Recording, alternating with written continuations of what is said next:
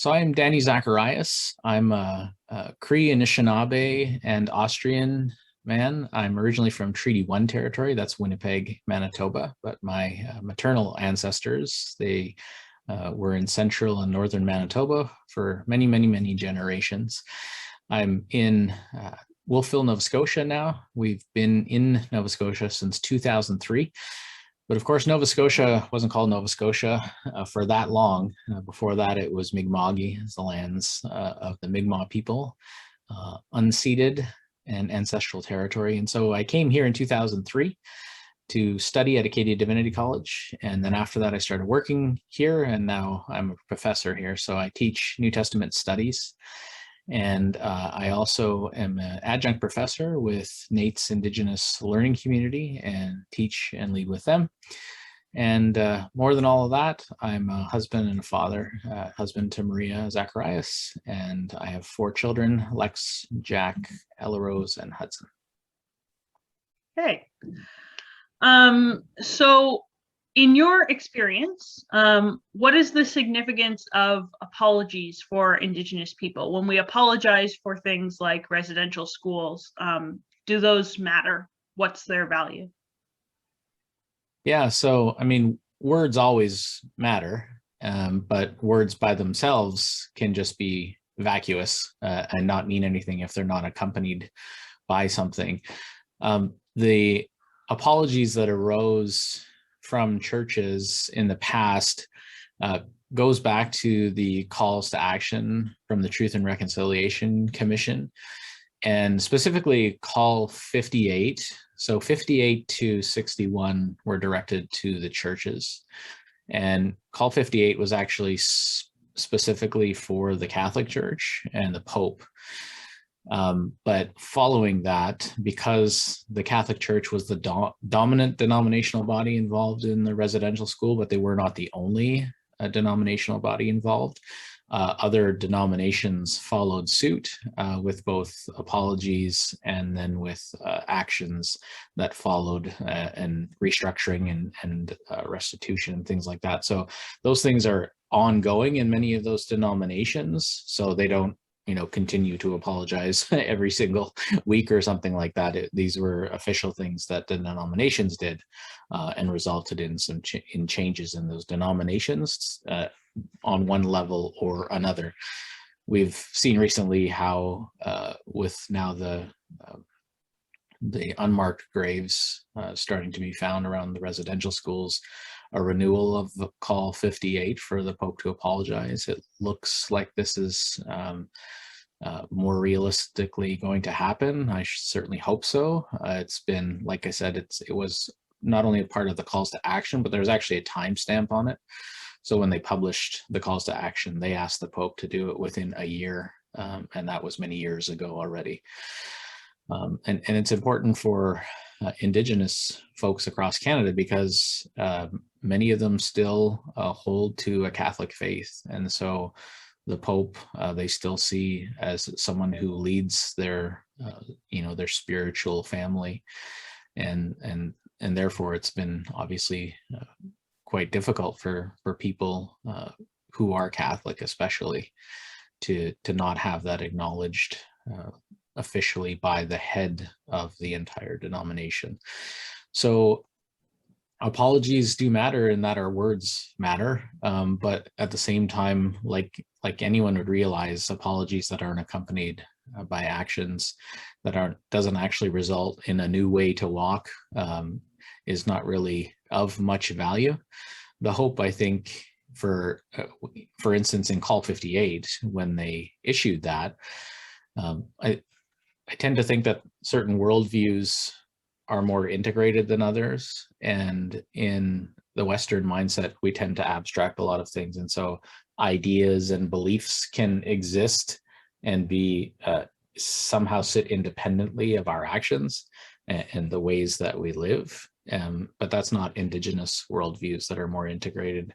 You don't say something unless you really mean it, and it will be intertwined with how you walk and how you live. And so the calls to action coming forth from Indigenous leaders and Indigenous worldviews, of course, assume that that apologies are accompanied by apologetic actions, that it actually results in a change in stance and a change in living.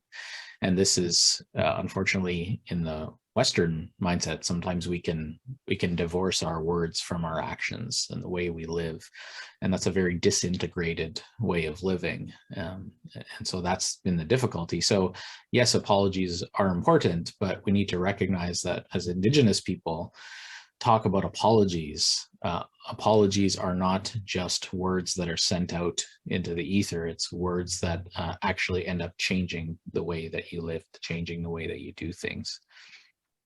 So so they do continue to matter. And I would say right now, especially with the moment in history that we're in, the apology from the Pope is, I would think, at the forefront of many people's minds. I think for churches who are just thinking about doing that today, or denominations that are just starting to think about it today, it's, I wouldn't say it's a little, I don't want to say it's a little late, but I guess I would just say that it's not it hasn't been identified as one of those steps towards the reconciliation and healing process. Like, the call didn't go out for every single church, local church, nor every single denomination to apologize. So it's not a bad thing that denominations have done that, but usually, in my experience, when denominations issued apologies, it's because they had a plan in place to start actually tangibly doing things, as opposed to just issuing a statement so that they could check it off as something that they've done. Right. Yeah. So as you sort of started to talk about, we sometimes get stuck in divorcing words from actions. And so we talk about apologies. We sometimes give land acknowledgements. And I think those things are probably good, as you've sort of said. But what role, I guess, specifically looking at land acknowledgements, what role does that have in reconciliation? Yeah, I've had a couple of times where people have said to me something like, well, how many times do we need to apologize? And Right.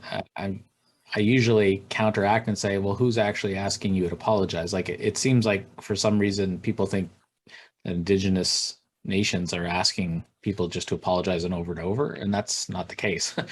If you look up the word apology in the calls to action, it's basically sits within the Catholic call to action to the Catholic Church and one other time. So there isn't this, but yet that's I think as settler, non-Indigenous folk start to learn about these things, there is that sense of sorrow, maybe a sense of guilt. And so kind of the reaction is apology, which is, again, is fine, but that should be accompanied with other things. So this idea that we're being asked to apologize over and over again it seems to be a default way of thinking, and then therefore, because of that reaction of like, why would we do this over and over again, that would just be empty words. Yes, it would be empty words, actually, right? So maybe you're not actually being asked to apologize over and over again in the first place. When it comes to land acknowledgements, again, these are things that are, if done well, are valued and appreciated. So, for instance, I can speak to particular places that I reside in or involved in. So the Acadia University has guidelines for land acknowledgements, but those were specifically created by and with and approved by the local Indigenous leadership in the local reserves. So it wasn't just something that the president of the university threw together in order to try and, again, check off a box. They did it with the approval and with the guidance of leadership. And so, that's something coming from them, and they've said this is a good thing to do. And so they recognize it's a good thing to do, so they do it. Like anything, words can become rote, and they can become devoid of meaning. And I would say often it comes down to why you're doing it and also who is doing it. So I was thinking about, I've thought about this before.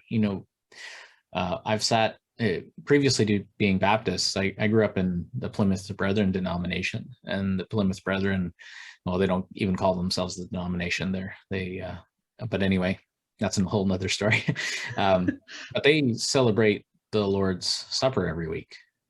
And so every week there was, the words at the beginning, the scripture read, we say words over the bread and over the wine or grape juice. And we do the same thing now in my church, even though it's only once a month. So that's something that happens regularly. And that can become rote, and it can become devoid of meaning too, if people don't take the time to stop and think about why they're doing it. And if that person who is responsible is doing it just because it's words on a page that, again, just needs to have that checkbox checked off, then yeah, it can become meaningless. I've been asked at times to do land acknowledgements, either at Acadia or at other places. And I take time to not only take the words if they have specific words that have been provided, but I take time to add a little bit myself to say, can this be a time of reflection, even if short, about the place that we reside in, the place that sustains us. And sometimes we can think of those as small educational times as well. For someone who may be hearing it just for the first time, a land acknowledgement, even pointing out things like the names of, the original Mi'kmaq names of things around them, or rivers around them, or hills around them. Those can be educational times, and so I often add those types of things to land acknowledgements. So when I've either said them or written them, I take more time to reflect, rather than just getting the one or two sentences that potentially are given to me. I add on them. So it depends on who's doing it. It depends on why they're doing it. They certainly can be devoid of meaning and rote, if that's how they're approached. But if they're approached in a good way, then I think they continue to hold value. Yeah. So as you've sort of said, we need to move beyond just words, into action and into walking in a good way. So how do we do that? Are there certain steps or actions or resources that you would recommend for settler churches? Yeah, so the first thing I would say for leaders and churches is to acquaint yourself with the calls to action, especially if you are just hearing about them for the first time. So there's a long list of calls to action that's came out of the Truth and Reconciliation Commission on residential schools, and calls to action 58 to 61 specifically are for the churches. The first one, 58, especially for the Catholic Church. But denominations like our denomination, the Baptist denomination, I think call to action 59 is probably the most relevant to us. And that was the call to educate ourselves on the history of Canada, the history of the areas that we occupy, so that we can understand what happened during colonization, and work to improve ourselves as neighbors and as settlers in an area, if we're non-Indigenous, or even if we're Indigenous from away. I'm a guest in Mi'kmaq as well. I'm Indigenous to the lands in what we call now Manitoba. I'm not Mi'kmaq. So I continue myself to educate myself on this land and the peoples, the host peoples here. So part of that education process, which is really important and foundational, that's why, as part of the Indigenous Working Group for the convention a number of years ago, we put together an online free course that people can go through. And so if anyone is interested in that, it's courses.baptist-atlantic.ca, and it's free.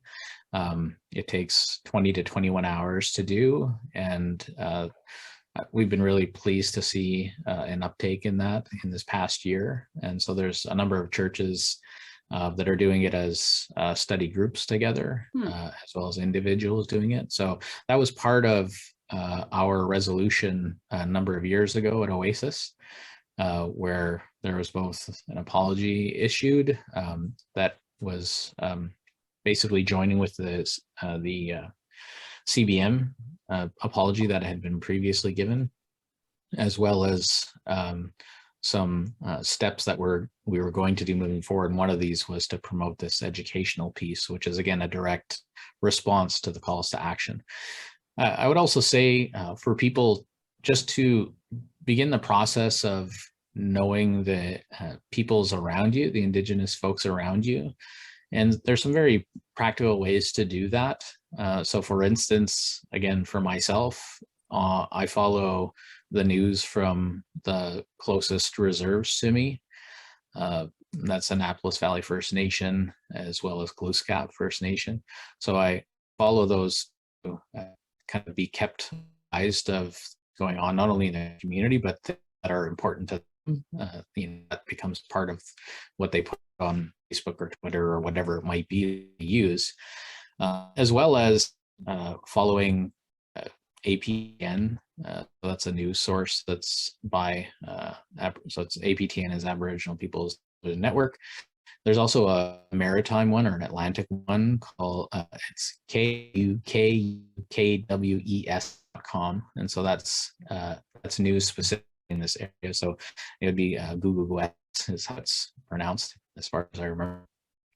So that's Indigenous written news media specifically to this area. So there's ways that we can start being more informed of the Indigenous peoples in areas.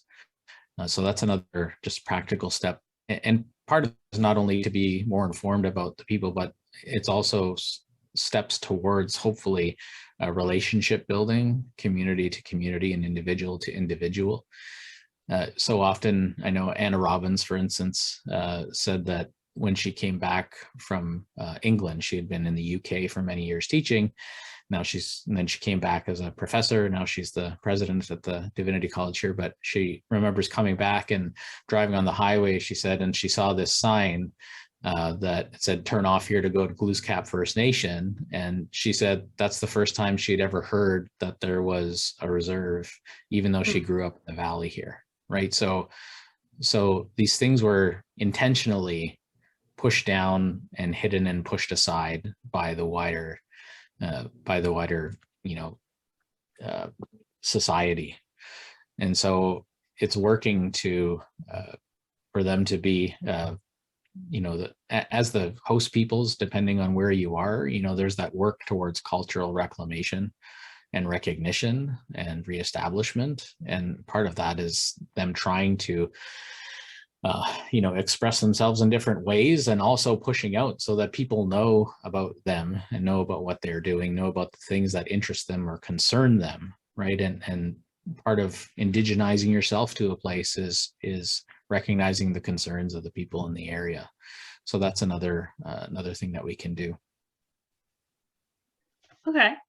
And is there anything else that you think settler churches or Christians need to know as we're working towards reconciliation with Indigenous people? Yeah, I probably said most of what I wanted to say. I guess I would remind us that the calls to action are calls to action, right? They're action. They aren't just words. And there's that, I'm reminded of James chapter 2, where he talks about, is there such thing as faith without works? Like that faith and works goes together. And so, I think about that disintegration between what we say and what we do, and we want that integration as followers of Jesus. And so that's a good reminder for us, because this is an area where we're being tested as churches and as a nation to not just say words, but to accompany it with action, both personal action and communal action and governmental action. So we need to, always be reminded of that. The other thing I would say too, because of the nature of what we're learning as more unmarked graves are are being found across the country, and this is going to continue.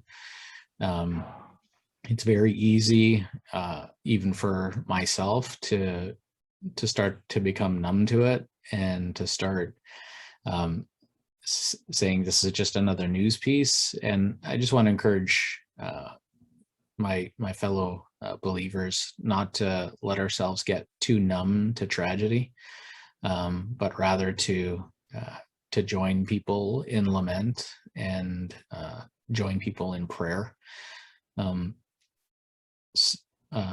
It's spiritual faith and spirituality that is part of the healing process, and churches have a role to play in that, and have a role to play in joining people spiritually in lament and sorrow. And this is not something we should expect governments to lead on our behalf. Governments aren't spiritual leaders. So these are things that communities of faith can and should be doing. And so, I follow and I'm part of the circles of the Anglican Church. I receive their news and keep in touch with them. And each time a new grave site has been found, they've had 4 days of prayer and scripture reading together, led by Mark MacDonald, the Anglican bishop. And so, they're putting into place like actual spiritual rhythm and practice of lament as these things are found. And yet in our context, there was that horror of the Kamloops initial discovery. But it's kind of petered out. Like it was, if it was mentioned, it was mentioned the very first Sunday after, maybe the second Sunday after. But there's been more discoveries since then, so we can't let ourselves be numb to these things. So I would say that as well.